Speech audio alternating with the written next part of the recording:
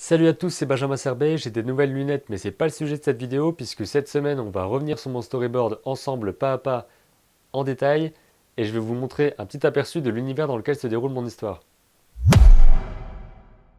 Pour celles et ceux qui ne l'auraient pas vu, la semaine dernière j'ai montré une première version de mon storyboard sans aucune explication pour vous permettre de vous faire votre propre ressenti par rapport à l'histoire, par rapport à l'univers et me donner vos remarques. D'ailleurs merci à ceux qui l'ont fait et qui ont parfois donné pas mal de détails. Vous pouvez la regarder juste ici, me laisser vos commentaires et revenir sur cette vidéo juste après. Je rappelle que ce court-métrage est réalisé dans le cadre d'un concours d'animation et que le thème est le voyage dans le temps. Il faut s'en souvenir parce que c'est un indice assez important pour comprendre l'histoire. Petit indice, quand même. Alors c'est parti, on démarre les explications. Le film s'ouvre sur un plan très large sur le décor principal pour ancrer la situation.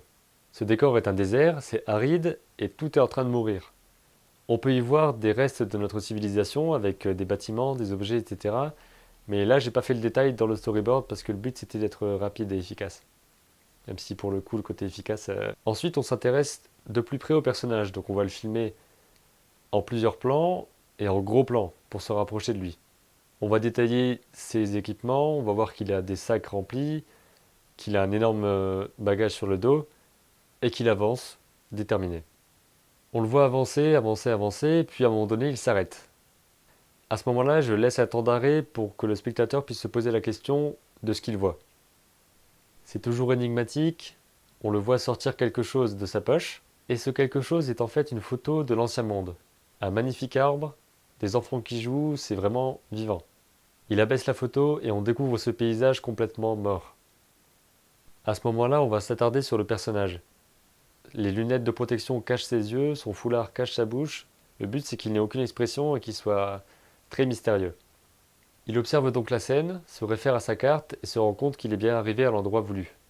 Il va donc s'approcher de l'arbre, qui fait partie intégrante de sa mission, et on va en savoir un petit peu plus. On arrive alors à la première notion de voyage dans le temps, puisqu'il regarde sa montre pour savoir à quel moment il se trouve. Il regarde dans le ciel, il ne se passe rien. Il va donc s'installer et attendre. Le temps passe et le voyageur manque de s'assoupir. Tout d'un coup, un bruit retentit dans le ciel qui le fait se ressaisir. Pour le bruit, j'imagine vraiment quelque chose de profond, une sorte de sirène, de grondement, un peu comme un grincement extrêmement lent et lourd, quelque chose qui fasse vraiment froid dans le dos. Il regarde à nouveau sa montre et sort son relevé de mission. Il se rend alors compte que les heures correspondent et que le moment est arrivé. Un grand claquement se fait entendre, une sorte de gros boom, et un projectile descend des cieux. À ce moment-là, je fais un lien entre le personnage et la machine qui tombe du ciel, en faisant un plan très très rapproché, un très gros plan, sur les yeux du personnage qui observe la scène. C'était pour moi le plan le plus efficace dans ce but. Un large écran de fumée s'échappe de la machine, et le voyageur s'approche doucement. On découvre alors qu'il s'agit d'une capsule, même si on ne sait pas encore ce qu'elle contient. Le personnage s'en saisit, va forcer dessus jusqu'à l'ouvrir, et déverser ce qu'il y a à l'intérieur. Il observe ce qui vient de tomber par terre, et reste ébahi. Et là, c'est très important parce que le personnage va se dévoiler petit à petit et montrer sa première émotion. Il va relever ses lunettes, enlever son foulard, et on va le voir sourire pour la première fois. C'est très important parce que l'expression du visage et surtout les yeux sont un lien direct entre le personnage et le spectateur, donc entre le personnage et vous.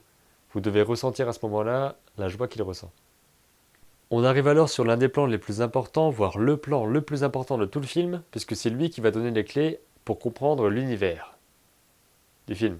Pas l'univers entier comme ça, je sais pas faire ça moi. Je vous rappelle que je suis un mec qui essaye de faire un film dans sa chambre. Ça donne déjà un peu une idée de...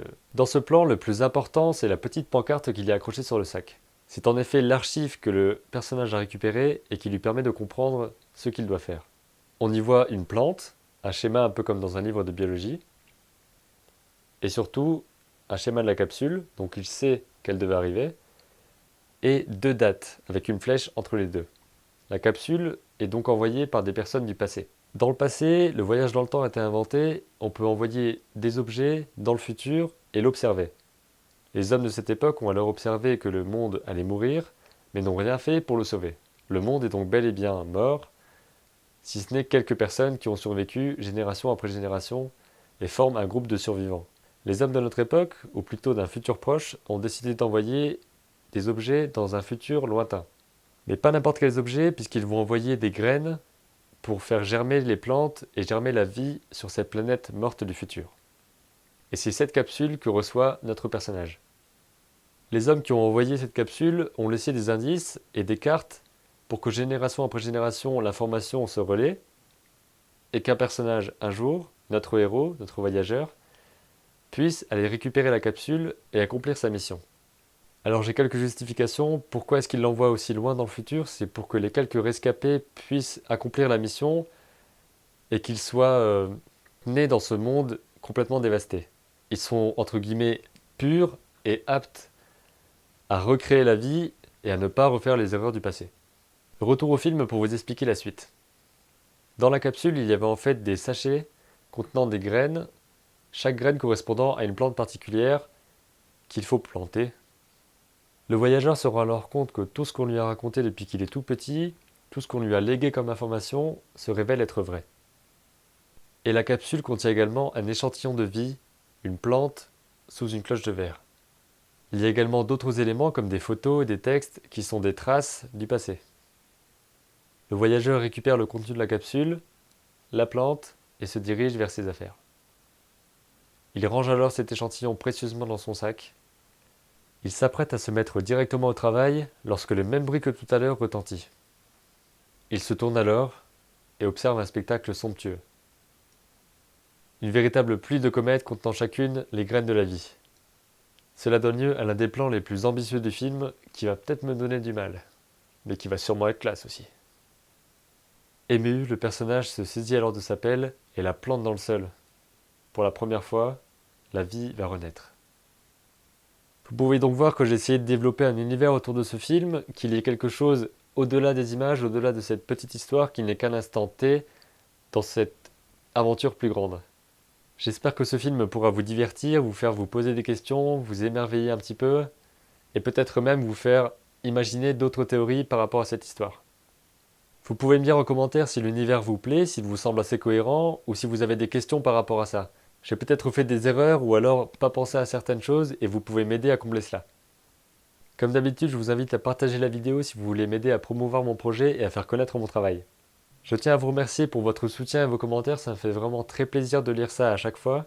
Je vous dis à la semaine prochaine et d'ici là, créez vos images et racontez vos histoires.